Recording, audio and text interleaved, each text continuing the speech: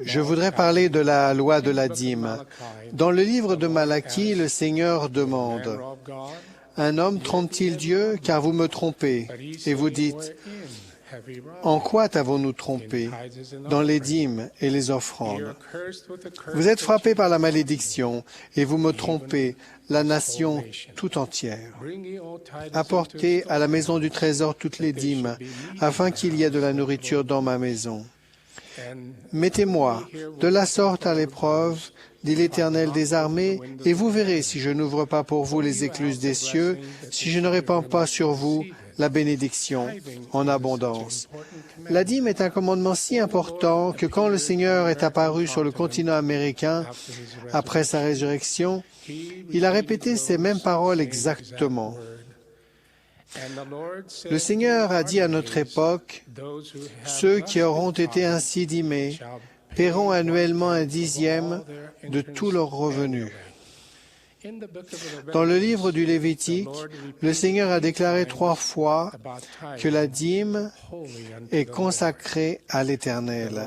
Le Seigneur a dit, « Mettez-moi de la sorte à l'épreuve, et vous verrez si je n'ouvre pas pour vous les écluses des cieux. » Beaucoup d'entre nous mettent le Seigneur à l'épreuve, mais certains ne le font pas. Ces 10 pommes appartiennent toutes au Seigneur. Il nous demande de ne lui rendre qu'un 10e. Est-ce que vous offrez la petite part? Il vous reste 90% des pommes. Êtes-vous disposé à donner la petite part? Avez-vous honte ou essayez-vous de camoufler, de cacher la portion congrue, puis de l'offrir au Seigneur? Nous voulons que notre offrande soit complète et pure. Il a dit, « Voici, le Seigneur exige le cœur et un esprit bien disposé, et celui qui est bien disposé et obéissant mangera l'abondance du pays de Sion en ces derniers jours. » Il y a quelques années, j'ai reçu pour tâche de réorganiser le pieu de carré en Idaho. L'avion a atterri à Twin Falls et Roy Huber, le président de Pieux qui avait si bien servi dans son appel, est venu me chercher, m'a conduit jusqu'à chez lui. Pendant le trajet, j'ai demandé, « Outre la réorganisation du pied, y a-t-il quelque chose que je puisse faire pour vous et vos saints? » Il a dit, « Oh, nous avons une grande sécheresse depuis quelques années. Mais cette année, elle est particulièrement grave et de nombreux agriculteurs sont partis chercher du travail ailleurs. J'étais profondément touché pour nos membres fidèles qui aiment tant le Seigneur et l'Église, mais qui perdaient leurs fermes. Un jeune évêque, R. Spence Ellsworth, qui a été appelé comme nouveau président de Pieux, pendant la session générale du dimanche, je pensais beaucoup aux conséquences de la sécheresse. Pendant que je parlais, j'ai eu une forte impression. Je me suis senti poussé à leur demander de faire ce qui suit. 1. Payer fidèlement une dîme honnête, jeunes et moins jeunes. 2. Faire régulièrement des prières personnelles et familiales. 3. Étudier chaque jour les Écritures avec dévotion, personnellement et en famille. 4. Sanctifier le jour du sabbat avec reconnaissance. 5. Aller au temple avec reconnaissance en y faisant des actions de grâce et en accomplissant l'œuvre du temple. 6. Soutenir et suivre les nouveaux dirigeants. 7. Faire un jeûne dans tout le pieu en incluant tous les non-membres concernés qui voudraient y participer et demander avec ferveur les bénédictions des cieux. Pendant les 2 jours qui ont suivi la conférence de Pieux, beaucoup de membres ont semé avec une foi complète, bien qu'on n'ait pas annoncé de pluie. Le mercredi, sous la direction du président Ellsworth, tout le Pieux a jeûné. Pendant la semaine, de nombreux membres, ainsi que les dirigeants et leurs conjoints, sont allés au temple de Boise en Idaho et ont fait des prières d'action de grâce. Pendant que ces saints fidèles étaient au temple, il a commencé à pleuvoir sur toute la région. La météo n'annonçait aucune précipitation pour les prochaines semaines, mais le samedi suivant, une bonne pluie est tombée pendant quelques jours. C'est arrivé à la fin du mois d'avril.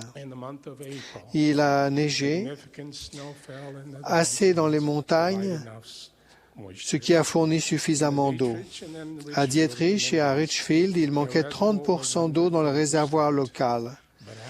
Mais après le jeûne, il était presque plein. Les réserves d'eau de Carey sont passées d'environ de 44% à plus de 100%. Pendant le reste de la saison de végétation, du fait du surcroît de foi démontré par les membres du pieu de Carey par quelques jeûnes supplémentaires, par le paiement d'une dîme honnête et par l'assistance plus fréquente au temple, le Seigneur a entendu et exaucé leurs prières.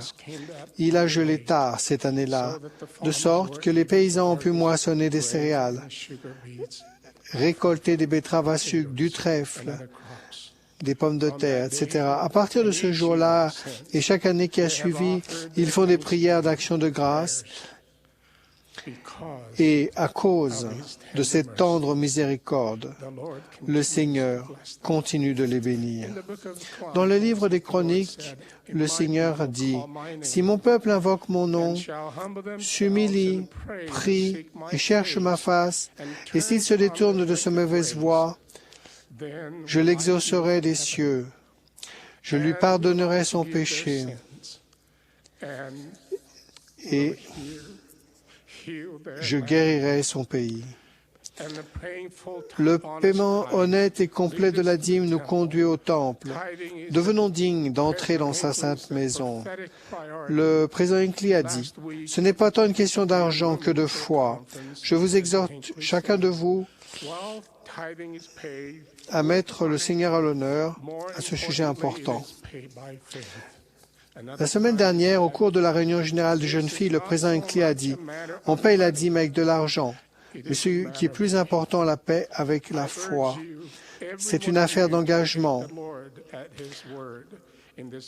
La terre, et cela inclut notre foi, appartient au Seigneur. »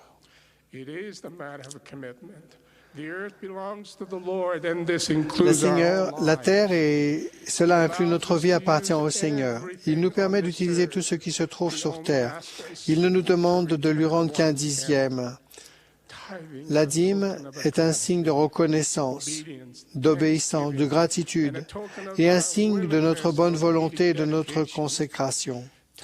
Payer la dîme de bon gré donne un cœur honnête et pur. Le paiement de la dîme développe notre foi et notre amour pour le Seigneur.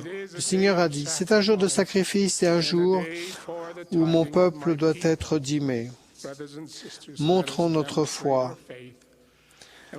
Montrons notre volonté d'obéir. Je vous promets, au nom du Seigneur Jésus-Christ, que si vous montrez votre foi et payez la dîme, il vous ouvrira les cieux, les écluses des cieux. Je sais que notre Père céleste vit. Par conséquent, il vous bénira. Jésus-Christ est le Sauveur. Joseph a vu notre Père céleste et son Fils Jésus-Christ. Cette Église est son Église. Gordon B. Hinckley est le prophète vivant de Dieu. Il vous demande de venir souvent au temple. C'est mon prière, humble au nom de Jésus-Christ. Amen.